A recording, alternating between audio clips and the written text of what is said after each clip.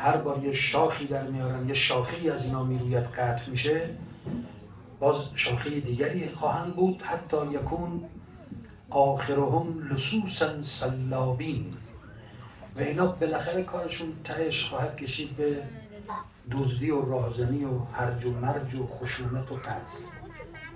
اول عقیدتی حرف میزنن، بعد کم کم دیگه کل مسیرشون میره به سمت خشونت و هرج و مرج و بی‌هدفی.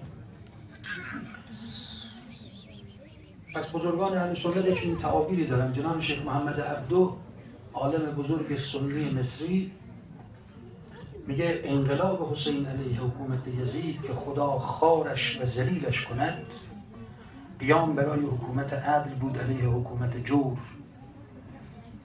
و شما میدونین بیشترین تعداد اهل سنت شافعی و حنفی هستند و رهبرانشون ابو حنیفه و شافعی هر دو در موضع گیری سیاسی کاملا در جانب حسین علیه السلام ایستادند. حتی با نوه امام حسین جناب زید پسر امام سجاد علیه السلام، اینا هر دوشون بیعت کردن، هم ابو حنیفه هم شافعی، و حکم جهاد دادن به نفع زید علیه بنی امیه.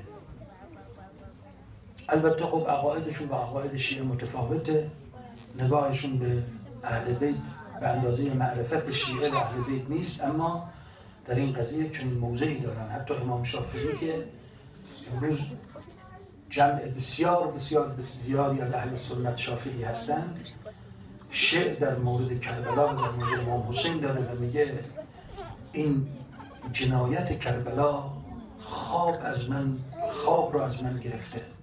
هر وقت یاد حسین و کربلا میافتم نمیتونم بخوابم و موی مرا سپید کرد این جنایت و اشک چشم من مدام جاری است در عزای حسین پسر پیغمبر.